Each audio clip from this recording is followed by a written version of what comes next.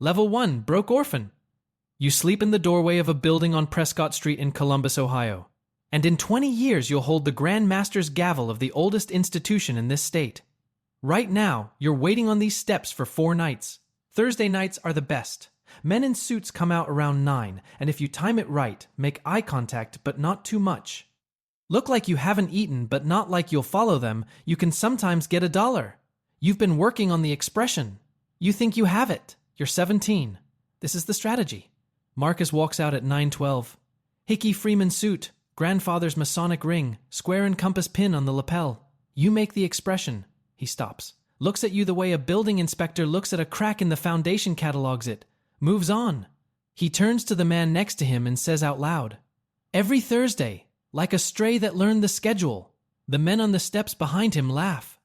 Then he flips a $1 coin onto the step next to your shoe without looking at you. "Bus fare," he says. "Don't waste it on donuts." He walks. He doesn't look back. You stare at the coin. You worked on that expression for 4 days. You don't pick it up. An old man with a battered briefcase and the same square and compass pin sits down on the step above you without asking. He looks at the coin. He asks what you see. You say money. He says, "No." You're seeing what he wants you to see. He presses a small brass drawing compass into your palm. Tells you to keep it until you understand what it measures. He gives you an address and walks away without explaining the lodge, the pin, or why he sat down. Level 2. Lodge candidate. You show up Thursday. The building used to be a bank. You can tell by the vault door someone left in the lobby as decoration, or possibly as a reminder. The man at the entrance has a ceremonial sword on his belt and the expression of someone who has turned people away for 20 years and considers it a calling. His title is Tyler. His job is to make sure the outside stays outside. You say Aldous sent you. He studies you for 15 seconds. This is 14 seconds longer than the other candidates waited. Then he steps aside. The lodge room is upstairs behind an unmarked door. You're given a folding chair and a candidate packet and a dues card. $45 a month. There are 9 other candidates in the room. 3 in business suits, 2 in union jackets, 4 you can't read yet. None of them are Aldous. None of them are Marcus. He stopped being a candidate 4 years ago. The candidate process takes 6 months. Membership requires a unanimous secret ballot.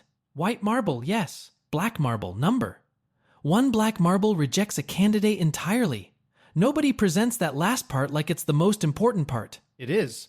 The building committee assignment comes week 2. 6 Saturdays, stripping and refinishing the lodge room floor. Other candidates drop off. First Saturday, 8 of you. Third Saturday, 5. Sixth Saturday, you and a retired school teacher from the north side who doesn't have many places to be on Saturdays. You don't discuss it. You do the work. The lodge secretary, a retired pharmacist who speaks entirely in declarative sentences, stops calling you. The candidate somewhere around the 4th Saturday and starts using your last name. It's a small thing. It lands. The ballot happens on a Tuesday night you're not present for. You wait in a Tim Hortons 2 blocks away with the brass compass in your jacket pocket. Your phone doesn't ring until 9:43. The lodge secretary says, "The ballot was favorable." You find out the rest 2 months later from a past master who drinks at Zeno's down the street and has a loose relationship with procedural discretion. 1 black marble in the box, 2 whites from the same brother, which is the lodge's override mechanism. A brother can cancel a black ball by casting both his white marbles simultaneously. You don't get a name for the black. You don't get a name for the white. The past master smiles into his glass. You figure out the black on your own. 1 black marble, 1 candidate, 1 brother who'd have a reason on the first night. Easy math. The white marbles take years. 3 knocks is how you enter a lodge. You learn this from the candidate packet. 3 slow, deliberate knocks on the inner chamber door, and the Tyler opens from the inside. You practice on your apartment wall the night before initiation. You don't know what's behind the door. That's the architecture. You knock on what you can't see. The lodge has existed since 1882. The floor you spent 6 Saturdays refinishing was already there. You prepared it for your own ceremony. Level 3. Entered apprentice. They put a cloth over your eyes. This is called a hoodwink, and the word means exactly what it sounds like, a fact you won't fully appreciate until later. They tie a rope around your waist.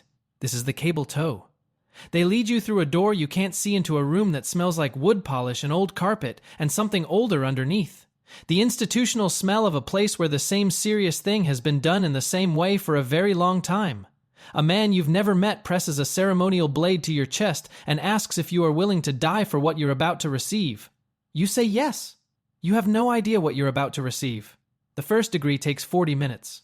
When they remove the hoodwink, you're standing at the center of the lodge room officers in station, brothers in white aprons along the walls.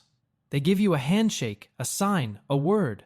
The word is Bose, the name of one of 2 bronze pillars at the entrance to Solomon's temple. The Worshipful master explains the symbolism. The lambskin apron is presented with ceremony. The apron costs $4 wholesale from McCoy's, the Masonic supply house. You know this because you checked the website 2 days before. They hand it to you like it's the Holy Grail. Downstairs afterward, in the fellowship hall, Marcus is in the corner near the bar. He's a fellow craft now, 2nd of 3 degrees, the blue pin that marks the rank. He introduces you to a man named Dempsey Banker, silver cufflinks, handshake held 3 seconds longer than necessary. Marcus says, "Our new charity case." The table laughs. You smile. You file it. Across the room, Aldous, a past master, which means he sits in the gallery at every meeting and watches everything is watching your face. And he sees the precise moment you decide not to react, which is different from the moment you're not hurt. He gives you a nod barely large enough to qualify. In a room full of men performing brotherhood, the 2 of you just had a real conversation without speaking. The catechism is the verbal proof of receiving a degree, a Q&A examination confirming you can demonstrate the content. Your coach tells you most candidates take 2 to 3 months. You do it in 6 weeks. At the examination, a past master named Breckenridge leans forward and says, "He recites it like he wrote it." First time anyone in Lodge 1014 has said something about you that isn't a comparison to someone who isn't you. Aldous walks you to your car afterward. He doesn't do small talk. He says the word you received tonight is not the word. It's a placeholder. The original word was deliberately lost, or so the degree's legend goes. There are brothers in this lodge who believe they know where it's buried, and brothers in this lodge who would do anything to make sure no one digs it up. He doesn't tell you which category Marcus belongs to. He doesn't tell you which category he belongs to. In 20 years, you will be elected to the highest chair in the institution, and you will understand, finally, why the real word was buried and what happens when someone comes too close to finding it. Tonight you are 22 years old in a fellowship hall that smells like old carpet and $2 Folgers, and you are officially, technically, a brother. There are 2 kinds of brothers. The ones who know where it's buried. The ones who'd do anything to keep it there. He didn't tell you which kind you are. Level 4. Fellow Craft. During the 2nd degree, the winding stair section, the one specifically designed around the idea of ascending toward wisdom through careful attention to what's being revealed, Dempsey is leaning toward Marcus and saying something in a voice too low to hear. Their body language is the body language of men managing an agenda. You are standing between 2 pillars in a lodge room that smells like candle wax and old wood, in a ceremony about ascending toward the divine, watching 2 men conduct a side meeting inside the ceremony that is supposedly about paying attention. You file it. Aldous introduces you to Brother Crane 6 weeks later. Crane runs Crane Municipal Services, a contracting company that exists primarily on Columbus public works projects. He has a storm drain renovation project, short-handed, good pay. You say yes. 2 weeks later, you learn through the lodge secretary's offhand mention that the bid was reviewed by a committee that included a city council member who has been a lodge officer for 12 years. The bid numbers fit Crane's numbers because the committee fit the numbers to Crane. The work was real. The pay was good. You put the money in a savings account. You don't thank Crane the way he's waiting to be thanked, the way that means you understand you owe him something ongoing. You keep the job. Lodge education night. You present a paper arguing from 18th century Masonic source texts that the fellow craft degree was originally designed as a working trade qualification, and that the modern lodge's reduction of it to pure symbolism represents a drift from operative intent. 2 past masters are unhappy in the precise, cordial language of men who are unhappy and cannot say so directly. A past master named Aldborn, who taught geometry at Ohio State for 31 years, asks, if you'd be willing to present a version of this at the Grand Lodge Educational Communication. You say yes. Marcus finds you in the hallway. Says the Grand Lodge presentation idea is ambitious for someone still progressing through the craft degrees. He says it with the smile calibrated to read as advice. You say, I'll take that as encouragement. Marcus's smile doesn't change, but something behind it recalibrates. He's not accustomed to people who don't receive warnings. The lodge secretary mentions Brother Peterson while you're both in the office copying meeting minutes. Peterson was a fellow craft. Good man. Left the lodge 18 months ago. The secretary says he found out more than he wanted to. You ask what Peterson found out. The secretary looks at the copier. He says the minutes are ready. He hands you the stack. You ask Aldous about Peterson directly the next week. He answers you for the first time in your relationship by changing the subject. Aldous, who is direct about everything, deflects for the first time you've known him. You file it. 2 categories of brothers. The ones who know where it's buried and the ones who do anything to keep it there. Peterson was neither. He was a third category nobody warned you about. The ones who find out and disappear. The compass is in your jacket pocket on the drive home. Aldous said it measures. On the way out of the lodge tonight you noticed. Aldous has one too. Older than yours, same brass, same pattern, worn smooth at the hinge where his thumb goes. He touched it while you were watching. You didn't ask. He didn't offer. 2 compasses. Same design. You file it the way you file everything in this lodge not written down, stored. Level 5. Master Mason. They put you on the floor.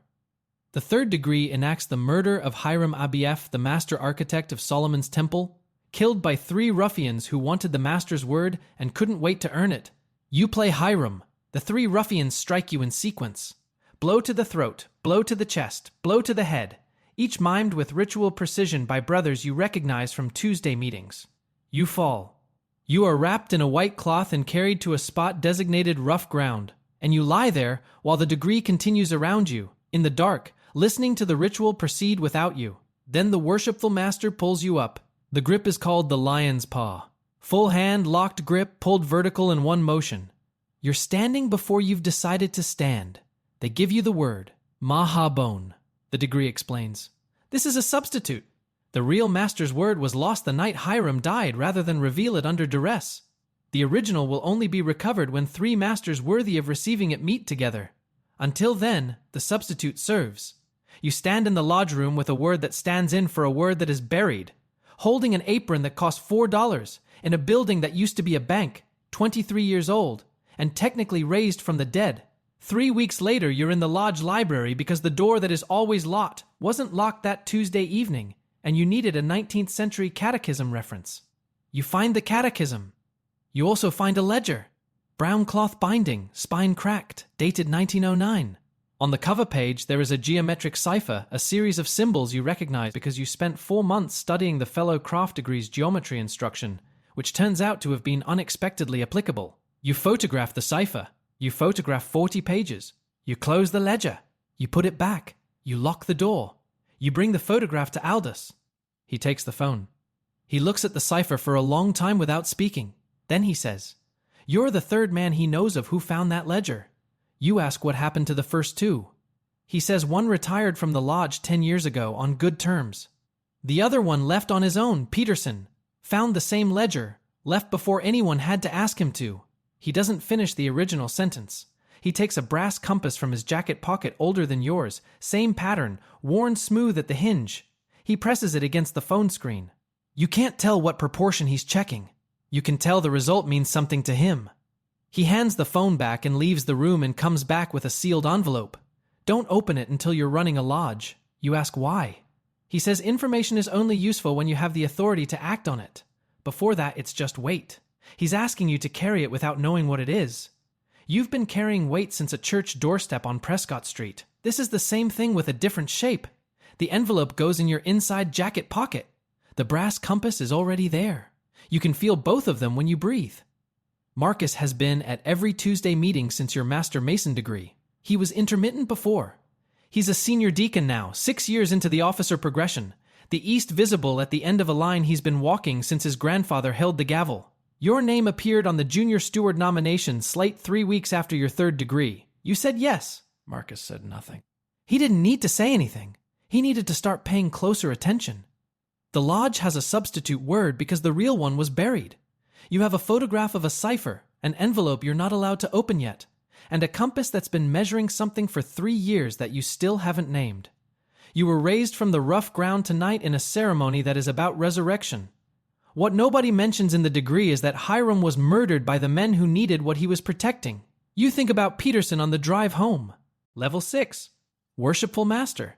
3 strikes of the gavel and the lodge is called to order. The brothers stand. Every man in the room looks east, toward you, toward the station you now occupy. And for a moment you understand what the title means, not worshipful in the religious sense, but worshipful in the older English sense, which means worthy of respect, which means the room has decided you've earned the chair. You call the lodge to order. You hear yourself addressed as Worshipful Master for the first time in a room you refinished on 6 Saturdays, and you think, the title belongs to the man Aldous described, not to you. Then you remember Aldous always described the man you were becoming. You pull the financial records in week 1. The Lodge 114 Charitable Fund Widows and Orphans has $47,000. The fund has existed since 1953. Last year's distribution to actual widows and orphans, $1,200.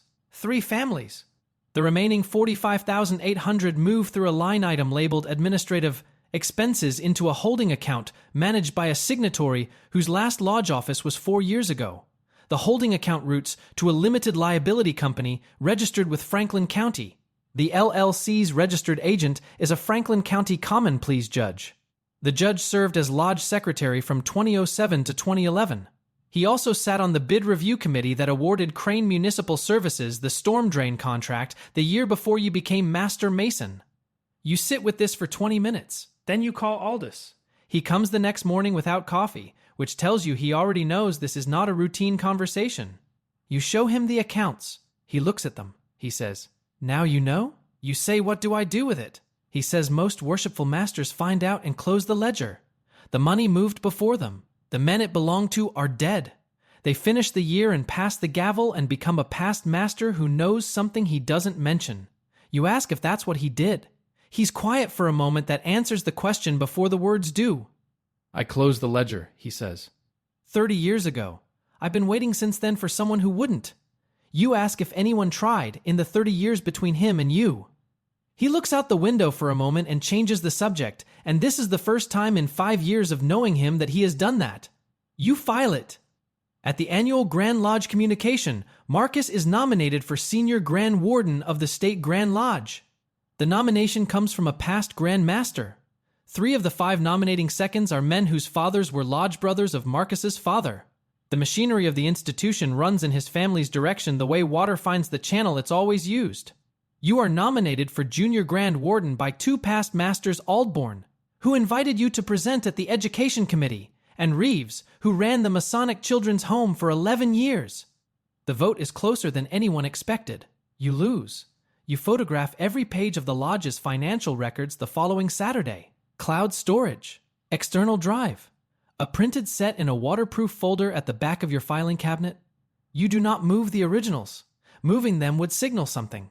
The sealed envelope is in your inside jacket pocket. You take it out most nights. You hold it. You put it back, Aldous said. Information is only useful when you have authority. You're running Lodge 114. That's one lodge. The accounts you found route to a Franklin County Common Pleas, judge managing 3 courtrooms in matters involving lodge brothers. One lodge is one room. The last night of your year as Worshipful Master, Aldous walks you to your car in the parking lot.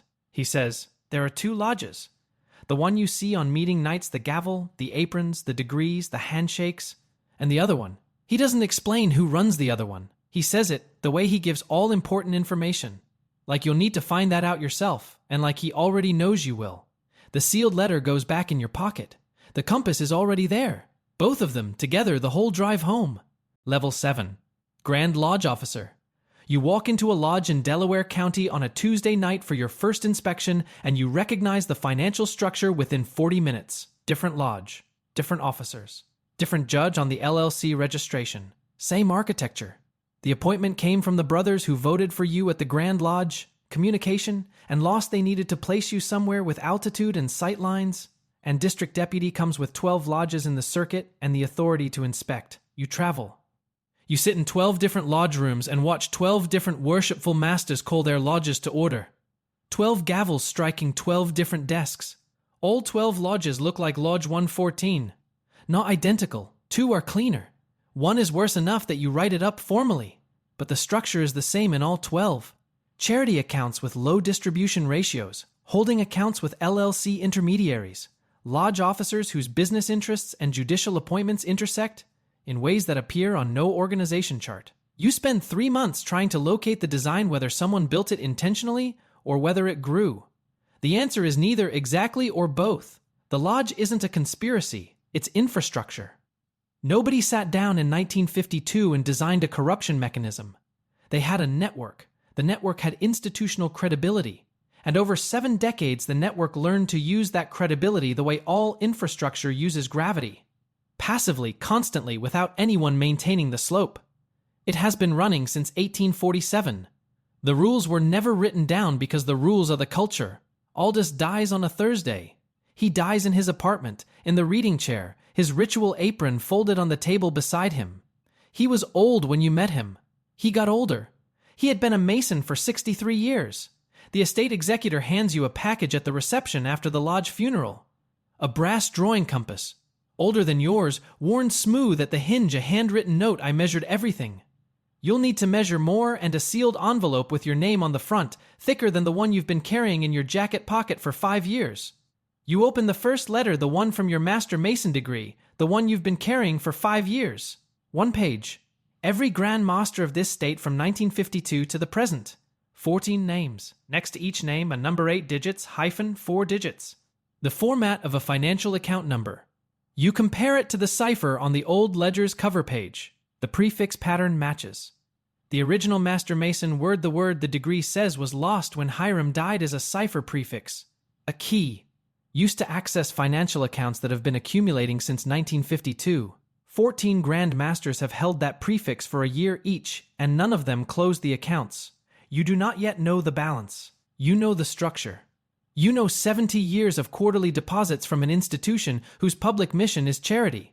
14 Grandmasters. Never let it close. The second letter stays sealed. Aldous wrote it. The ink on the envelope is sharp enough that he wrote it recently in the last year, while he knew. You put it back in your inside jacket pocket next to the other one. 2 letters. 1 compass. All 3 have been accumulating, same as the accounts. Marcus is now Senior Grand Warden, 1 position below Grandmaster.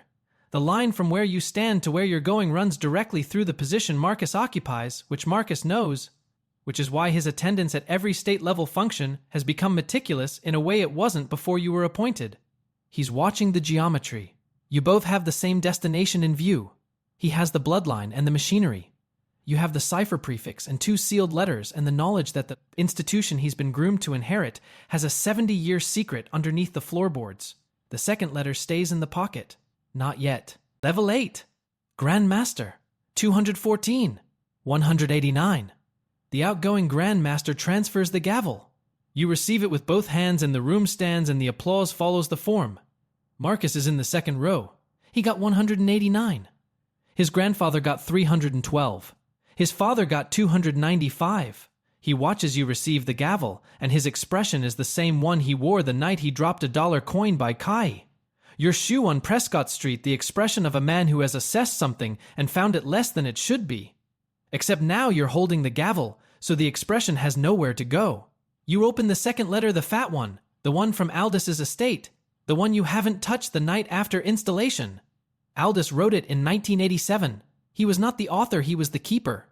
The original author was a Grand Lodge secretary named Hollis, removed from office that year for conduct unbecoming the lodge's term for knowing too much and writing it down. Hollis's letter documents a meeting held in this Grand Lodge building, October 1987, attended by 4 senior Grand Lodge officers, where a brother who had discovered the legacy accounts and threatened publicly to expose them was told, in language Hollis quotes directly, that consequences for his family would follow disclosure. The brother's name was Raymond. He withdrew the complaint the following week. He died in 1989. Ruled an accidental fall. There is no accident report. Hollis wrote that he requested it personally. You check. Hollis was right. You are Grand Master of an institution that has maintained a $4 million legacy financial structure through 14 administrations, that threatened a brother's family to suppress disclosure in 1987, and that has a death with no documentation attached to it. The reform proposal you drafted during your year as Worshipful Master has been updated 3 times since. It is ready. You convene a financial audit. 3 brothers you trust, 2 outside CPAs the institution has never employed. 6 weeks. The figure across all legacy accounts, $4,300,000. Accumulated since 1952. 70 years of quarterly deposits into accounts nobody was authorized to access, and nobody was willing to close. The reform proposal goes to the Grand Lodge Board before the audit is made public. Distribute the accounts to affiliated Masonic charities. Dissolve the legacy structure. Commission an independent audit of all subordinate lodge financials. Get ahead of the exposure. Marcus has a contact at Columbus Business First. The contact receives the audit summary 4 days before the board meeting, not the reform proposal, not the Holly's letter, just the accounts. The headline is close enough to what Marcus wanted. Grandmaster overseeing secret Masonic fund. The story names you. It names the accounts. It does not name Marcus or Raymond or 1987. He gave her enough to damage the man, not enough to damage the institution. He's a careful man with that kind of math. Emergency board session. 13 votes for requesting the Grand Master's resignation. 4 against. The 4 include Reeves, the past master who ran the children's home, and the current Grand Lodge secretary, who has served under 3 Grand Masters and whose memory for institutional history exceeds his official capacity. He remembers Hollis. He says so. The other 12 either don't know about Hollies or they've made a different calculation. 13-4. In the best interests of the craft, you resign the gavel. The reform proposal passes the following month, introduced by the incoming Grand Master, a brother you appointed to the Finance Committee 18 months ago. The legacy accounts are dissolved. $4,300,000 goes to the Masonic Home of Ohio in Springfield. Marcus receives the gavel and inherits an institution under public scrutiny, a reform he cannot reverse without worsening the scrutiny, and a journalist who now knows there is more in the story than she was given. He expected the resignation to close the door. You walk out of the Grand Lodge building with the brass compass in your jacket pocket. The 2 letters are folded inside the compasses, carrying case Aldous made the case himself, apparently from an old wallet, which you noticed the first time you opened it. 20 years since a church doorstep. You were 17 with no jacket and no address and a coin you didn't pick up. Some tools you carry because they're useful. Some you carry because putting them down would mean pretending you didn't learn anything. You don't put it down. Level 9. Fallon Grand Master. You go back to Lodge 114. You walk in on a Thursday and the brothers stand. Old habit. You tell them to sit down. The floor has the wear of 40 years of stated meetings, the soft compaction of foot traffic in the same paths between the same stations. The finish is going near the junior warden station. You make a note for the building committee. You refinish that floor on 6 Saturdays and the work was good and it can be maintained. Marcus rings your doorbell 3 months after the resignation. He's wearing the Hickey Freeman and the ring his grandfather's ring, the same one you noticed from a church doorstep on Prescott Street the night this started. The Grand Lodge Board removed him 8 months into his tenure. The journalist published the second story 6 months after the first, the Holly's letter, Raymond, 1989. Marcus gave her enough to end your Grand Master year. She went looking for what he hadn't given her. She found it. He was the source of the first story. Being the source of the first story made him accountable for the second one. He sits at your kitchen table. He drinks coffee. He doesn't mention the journalist. He doesn't mention the ballot. He doesn't apologize. He's not built for it, and he knows you know it, and performing one now would be an insult to both of you. You both remember everything. You take the compass from your jacket pocket and set it between you. He looks at it. Aldous gave me that the night we met, you say. He told me to keep it until I understood what it measured. Marcus says nothing. It measures the distance between what people say and what they're actually protecting. You slide it across the table. He picks it up. He puts it in his jacket pocket, not because he earned it, because he has to start somewhere. A week later, a call comes to Lodge 114, a shelter on Prescott Street. A boy, 17, been sleeping in the doorway of the Methodist church. Showed up at the lodge building twice, tried the door, left both times without knocking. The lodge secretary asks if you want to handle it. You go. He's on the steps in a thin champion windbreaker, too thin for October. You sit down next to him without asking. You study his face the way Aldous once studied yours, not what he is, but what he's measuring. His eyes move across the building, back to you, back to the door. You tell him the lodge meets on Thursdays. He doesn't ask what happens Thursday. That's the one. The ones who don't ask are the ones who'll show up.